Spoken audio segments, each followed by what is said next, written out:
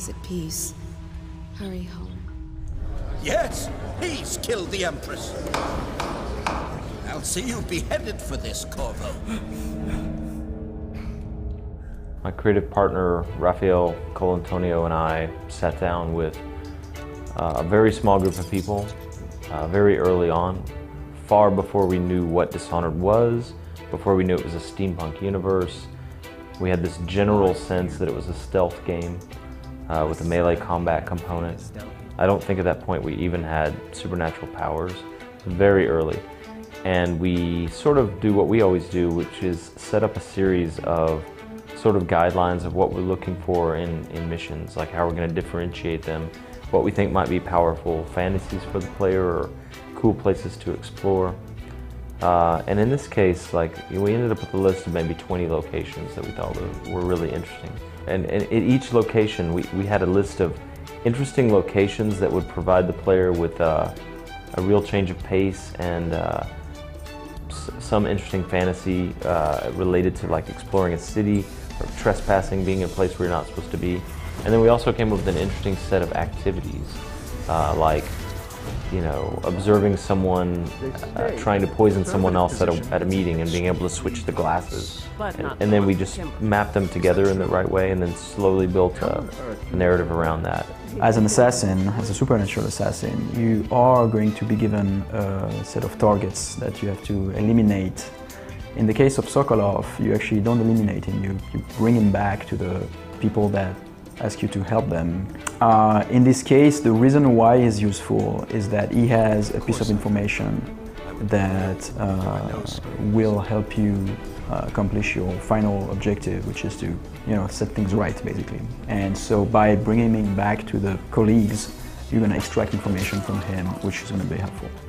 I mean, we're super excited about Dishonored because of the way it's come together and the type of game it is. We love this type of game. But one of the secret ways you make this type of game, in my opinion, and I think Raph shares this opinion, is that you just stack the team with people who kind of disagree about that, and then you let them be advocates for their style, right? So we have all the time the guy that's butchers everyone, and then we have the other guy who's like, I'm gonna be unhappy unless you can play this game without killing anyone. And then you've got the guy that uses stealth to assassinate people. It just works to have a group of people who do things differently and let them sort of advocate for their pathways. So yes, it is actually a mission-based game where every mission is crafted, and that's for us the approach, is that it is open-ended, but not in an open world kind of environment, right? It's mission-based, so every area is finished, is contained.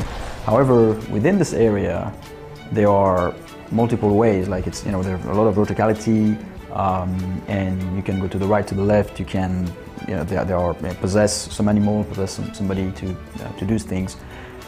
And this is very important to us because this let us craft our missions more. We can go deeper into detail and make every area really different than the previous ones. And so the experience feels very intense, very immersive. We were super pleased with the reaction to the trailer. We're looking forward to releasing gameplay footage and all that, but we really wanted to just show people the world. This, this is a whaling city, a decaying whaling city in the middle of a terrible plague where a tyrant is running the show, and it's a steampunk city called Dunwall. Corvo is a supernatural assassin moving through that environment. And it's very different. It's not a sequel, it's new IP. And so that trailer, I think, was very useful in sort of setting the tone for the game. So Dishonored ships on October 9th this year in America, and then in October 12th in Europe. You can play the game on Xbox 360, PC, and PS3.